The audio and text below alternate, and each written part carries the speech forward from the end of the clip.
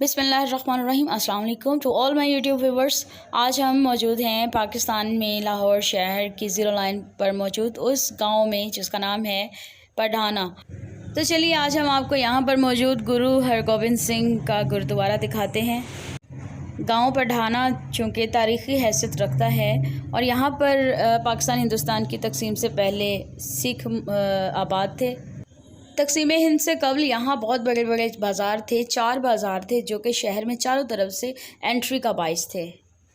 और ये जो वाइट कलर की स्लेट्स आपको लिखी हुई नज़र आ रही हैं, यहाँ हिंदी भाषा में कुछ लिखा गया या मराठी ज़ुबान है, इसका मुझे बिल्कुल पता नहीं है। और पढ़ने में भी हमें तो बिल्कुल नहीं अंदाज़ा कि ये क्या लिखा हुआ है। जो लोग समझ सकते हैं वो इसको जूम करके पढ़ सकते हैं कि इसके ऊपर क्या लिखा है, क्योंकि यहाँ करीबी जो मौजूद थे लोग, उनको भी इसके बारे में कुछ मालूम नहीं था। मैंने काफ़ी लोगों से पूछगिछ की कि इसके ऊपर क्या लिखा हुआ है। इसके स्क्रीनशॉट्स लेके मैंने अपने इंडियन फ्रेंड्स के पास भी भेजे और उन्होंने भी बोला कि ये हिंदी नहीं लिखी, ये हिंदी के अलावा कोई और लैंग्वेज है जो कि हिंदुस्तान में ही इस्तेमाल होती है। लेकिन उनको भी इसके बारे में मालूम नहीं था, वरना मैंने ज़रूर इसकी भी ट्रांसलेशन करके आपको बताना था। अभी हम एंटर हो गए हैं गुरुद्वारा के अंदर और मुझे एंट्री के फ़ौरन बाद ही मुझे का ख़ैसी ये बात लगी कि देखो इतनी अच्छी बिल्डिंग जिन लोगों के घर के तौर पे उनके हिस्से में आई है, उन्होंने यहाँ क्या तमाशा बना रखा है। तूड़ी रखी हुई है और गोबर रखा हुआ है साइड पे। इस चीज़ पे मैं बहुत शर्मिंदा हूँ, इस तरह नहीं करना चाहिए।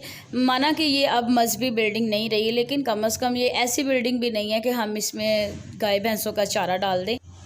और सिख लोगों का ये गुरुद्वारा छठी पुश्त के सिख गुरु हरगोबिंद सिंह के नाम पर तामीर करवाया गया। और फिर ऐसा तो होना ही था कि तकसीम हिंद के बाद लोग अपने अपने मतलूबा इलाकों में चले गए और सिखों ने भी ये इलाका खाली कर दिया। और अब वक्त के मुताबिक यहाँ पर मुसलमान मौजूद हैं और मसाजिद हैं। पीर इमदाद अली शाह का मज़ार भी है जो कि इस गुरुद्वारा के बिल्कुल साथ है। अभी हम छत पे जा रहे हैं और ये सीढ़ियाँ हैं। सीढ़ियाँ बहुत ही उम्दगी से तैयार की गई हैं, कम जगह में ऊपर जाने का रास्ता बनाया गया। और यहाँ पे मैं आपको दिखा सकती हूँ कि साथ ही बिल्कुल दीवार के उस पार जो उर्स लगा हुआ है, मेला लगा हुआ है, वो है पीर इमदाद अली शाह का। इनके अलावा भी इस इलाके में 2 और मज़ार मैंने देखे हैं, उनका भी मैंने विज़िट करना है।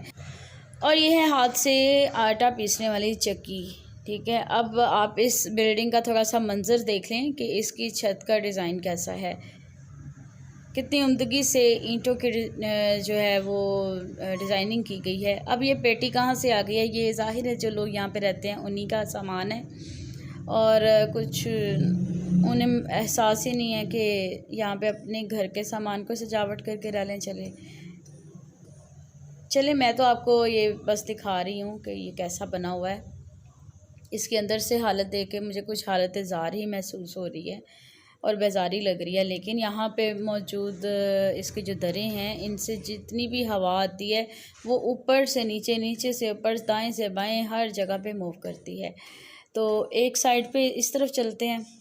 ये जो खिड़की से बाहर देखिए, ये वो उर्स मुबारक है यहाँ पे पीर इमदाद अली शाह का। यहाँ इस इलाके में बहुत माने हुए ये पीर हैं और मैंने कोई आधा पौना घंटा यहाँ पे भी विज़िट किया था। मैंने उसकी वीडियो बना के अपलोड कर दी हुई है। ऊपर से नीचे का एक मंज़र देख लें।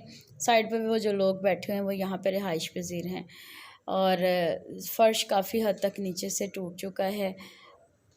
देखने में यूँ लगता है कि इस बिल्डिंग को उसके बाद किसी ने मतलब इस तरह अच्छे तरीके से यूज़ नहीं किया, लेकिन फिर भी ये अपनी हालत में आहिस्ता आहिस्ता कहीं खस्ता ही ना हो जाए। लेकिन इतनी मजबूत बनी हुई है, इसकी दीवारें काफ़ी बड़े साइज़ की थी, लगता ही नहीं कि ये कभी डोल जाएगी। ये मंजिल बहुत अच्छी बनी हुई थी ये बिल्डिंग। इसको पेंट शेंट कुछ भी नहीं करवाया, बस ऐसे ही इसका जो नक्शा है ये वैसे ही है। और इस बिल्डिंग पे खड़े होके यहाँ पे मज़ार सामने नज़र आ रहा है पीर इमदाद अली शाह का। तो झूले वगैरह लगे हुए हैं, अच्छे कैंप्स लगे हुए हैं। यहाँ पे खाने का काफ़ी इंतज़ाम था और बहुत आवाज़ें वगैरह थी स्पीकर चलने की, जो मैंने यहाँ फ़िल वक्त म्यूट कर दी हुई हैं। थोड़ा सा आगे की तरफ मूव करते हैं। ऊपर वाली बिल्डिंग एक और बाकी है, उस तरफ चलते हैं।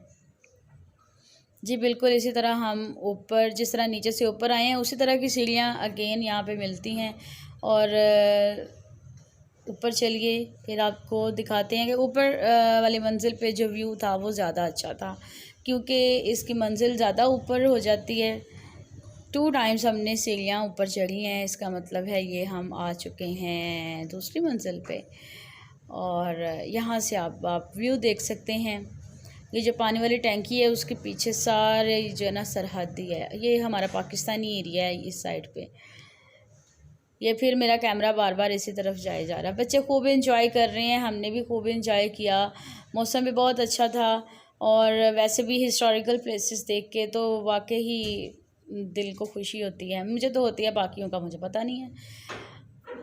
और ये सबसे उसका टॉप एरिया देखिए। जितनी शान शौकत इस बिल्डिंग की है उतना अच्छा मेरे पास मोबाइल नहीं है भाई, उतना अच्छा कैमरा नहीं है कि मैं अच्छे तरीके से इसको आपको दिखा सकूं।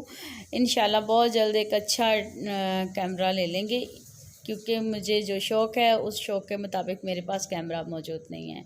वो मुझे बाद में तब एहसास होता है जब मैं वीडियो को फिर ख़ुद से देख रही होती हूँ, तब लगता है कि हमारे पास वो चीज़ मौजूद नहीं है।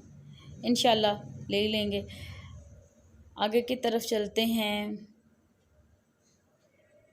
अच्छा, इसका स्ट्रक्चर बहुत खूबसूरत बना हुआ है, बिल्डिंग के मेहराब ऊपर बहुत अच्छे बने हुए हैं। यहाँ पे इस कदर हवा थी, और ये कोई मैट बिछा के यहाँ पे मुझे लगता है रात को सोता भी है। इस मेहराब का अंदरूनी इंटीरियर देखिए आप, ज़्यादा तो कोई लशपश नज़र नहीं आ रहा, बस अभी एक वर्क ऐसा ही है कि ईंटों से इसको बना ही दिया गया। यहाँ पे परिंदे रहते हैं और इंतहा की ठंडी हवा चलती है। बहुत खूबसूरत बिल्डिंग है ये, मेरे दिल को बहुत भाई। आपके दिल को कैसी लगी, आपको ये बिल्डिंग का माहौल कैसा लगा, आपने मुझे कमेंट्स बॉक्स में बताना है। और दिल करे तो चैनल को सब्सक्राइब भी कर लीजिएगा और इसको आगे भी शेयर कीजिएगा, ताकि हमारे बहुत से जो बहन भाई हैं जो इस तरह के प्लेसेस को देखना चाहते हैं वो मेरी वीडियो के थ्रू देखें। और वो जो दरख्त आपको नज़र आ रहे हैं, अभी जूम करें, ये जो वाइट कलर की लाइट से बिल्डिंग है हमें नज़र आ रही है। मैं थोड़ा सा कैमरा सेट करने की कोशिश कर रही हूँ, जूम करने के बाद नहीं हो सका।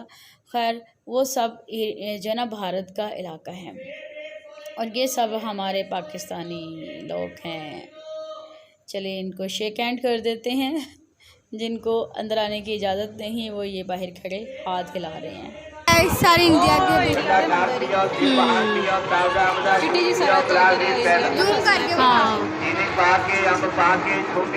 यार कितना आसान है इंडिया जाना, ਐਵੇਂ ਵੀਜ਼ੇ ਲਵਾਉਂਦੇ ਫਿਰਦੇ ਤੇ ਪਾਰ ਕਰ ਜਾਣਾ। पता नहीं क्यों दिल करता रहता जान ते। चलिए फिर तेनू लेना आएगा भाई। जी, तो अभी मैंने आपको म्यूट आवाज़ को अनम्यूट करके सुनवाया है कि यहाँ कितना अच्छा रौनक मेला लगा हुआ था, कितना मज़ा आ रहा था। लोग दूर दराज इलाकों से यहाँ पे मज़ार पे हाज़िरी देने के लिए आए हुए थे। ये मज़ार नहीं है, जो साथ पीर इमदाद अली शाह का मज़ार है, वहाँ पे हाज़िरी के लिए आए हुए थे। तो साथ साथ जो मेरे जैसे हैं विज़िटर्स, वो यहाँ पे विज़िट भी कर रहे थे, जो मेरी तरह निकलते हैं कि एक के साथ सारे तीर मार लें, शिकार कर लें, सब कुछ देख लें। वो मेरे जैसे आ रहे थे बिल्डिंग को देखने। बहुत से और लोग भी आए होंगे, लेकिन मैंने भी परमिशन ली और फिर आ गई। अब चलें जी, वापसी का टाइम है, नीचे उतरते हैं। और यहाँ पे लाइटिंग नहीं है, मेरा ख्याल है रात को भी यहाँ बिल्कुल अंधेरा हो जाता होगा। लोग जो यहाँ पे मुकीम हैं वो गुरुद्वारा के अंदर, उन्होंने मैंने आपको दिखा दिया कि तूड़ी और चारे वगैरह रखे हुए हैं, और ख़ुद बाहर ही इसके ही सहन में सोते हैं, इधर ही रहते हैं।